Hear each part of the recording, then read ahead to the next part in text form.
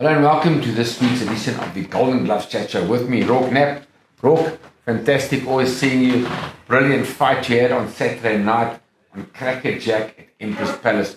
Some people thought that you lacked a bit in the later rounds, but I want to talk through the whole fight. You obviously heard my commentary. I thought you were brilliant. I still think you're the Canelo Alvarez of South Africa. You're exciting, you're charismatic, you bring it to the party. You're becoming the darling of Empress Palace. They love you. You're becoming a star there. And, there's a big future for you. I want to talk to you about the fight. How did it feel from round one, fighting a guy that's number 20 in the world in the WBC? Talk us through the fight. Very excited to be in the position that I'm at, to receive the reception that I got at Empress Palace on Saturday night was the stuff I've only dreamt of. It's becoming a reality. And then to top it off by fighting a top 20 WBC contender in Dante Jardon was also something to be proud of. And tough customer he was. Round one started, I felt sharp. I felt very explosive. I had a nice pop on my shots, and I think he felt that early on, especially when I dug to the body. He didn't like that. So once I noticed that, my plan was to carry on taking it to the body. To try and slow him down. As Mexicans are notoriously known for being tough and rugged upstairs, you got to take it to the breadbasket. So, I tried to do that. And as experienced as he was, his experience showed, and he was able to adjust and, make small adjustments to kind of stop me from going to the body. So that obviously enabled me to also make adjustments and, just try and deal with what was in front of me altogether. Rather than trying to plan ahead, just deal with things and be live in the moment and deal with what was in front of me. Roarke, tell us about from round three when you knocked him down with that straight right, as I call it, on the money, on the button. It was brilliant. It was sharp. It was quick. No, I definitely was surprised. As I heard a quote by the great Mike Tyson, some of the shots that you put people down with, you don't feel. And I didn't feel that shot go through my arm or anything. So when I saw him go down in front of me, I was surprised. But I remember the lead up to it. I remember my trainer Vusi Mtolo obviously, screaming set up, losing with the feet.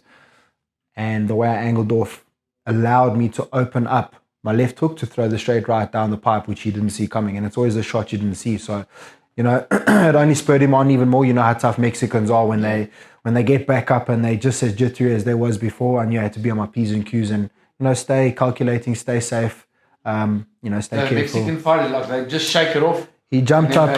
That's it. Jumped up, shook it off, and came right back at me like nothing happened. Than they were before. Unbelievable stuff. That. Fantastic. Okay, well, the knockdown was brilliant. I thought you were excellent going through round 4, round 5. I had you well ahead on points. You kind of took your foot a bit off the pedal in the middle rounds. You seemed to tire a bit. Any reason for that? Well, I came back after, I think it was after round 5 or 6. And, I did try and catch him with some big shots to try and, hurt him and wobble him a bit more. And try and systematically break him down. But I wasn't successful. So once I realized I'm not going to put this guy away, let me just box, let me just pile up the points. That obviously slowed down my work rate. And just that type of forward pressure, it's going to tire anybody out. So I knew that I had to, be as safe as possible. Don't make any stupid mistakes. Don't try and, be careless and try and take him out for no reason. Just pile up the points, box the fight that you see in front of you, and take it round by round. And that's what I did essentially. And let's just talk quickly about you came in slightly overweight at the official weigh-in, which it's tough for all the fighters. I know I pulled a lot of weight as well. Did you do anything wrong, or are you going to do anything different in getting the weight off for the next round? I wouldn't say it was a matter of doing anything wrong. I just think it was one of those situations where it was a little bit tougher for my body to let go of that last bit of weight. I went for a quick pee and then I was on the money, no problem. But moving forward, we've made adjustments. We've got a new way of moving forward with it, a new plan of attack, and we're just going to implement that going forward now. We learned a lesson. We didn't do anything wrong. We didn't do anything drastically different. It was just one of those situations where the body just didn't let go of that last bit of weight. As I said, I took a pee and then I was fine. So, moving forward, we've got a new plan of attack. Fantastic. Well, you were brilliant. I thought an excellent win. You won by 4 or 5 points. And now it's onward and forward to next year.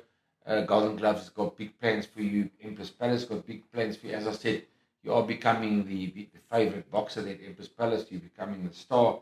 You fight like Canelo Alvarez as far as I'm concerned.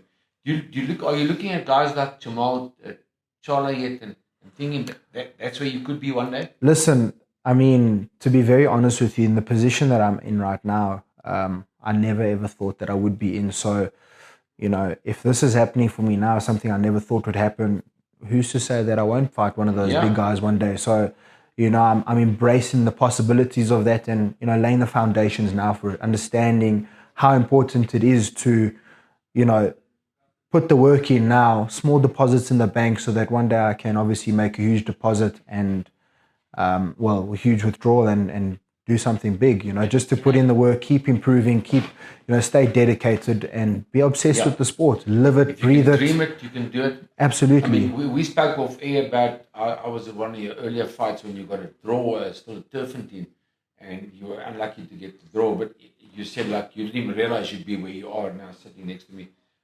2 bright shirts. 100%. And you're doing so well as a professional boxer. So keep it up. You're 24 years old. Big future for you.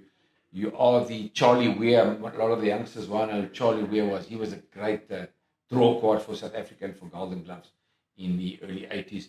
So well done, Roarke Knapp. Thank you, Uncle Brian. To a great year in 2023 as we look forward to big fights at Empress Palace with World Sports Betting, of course, our sponsors. That's why I'm wearing this bright shirt. And Roarke Knapp and Golden Gloves. Thank you for watching.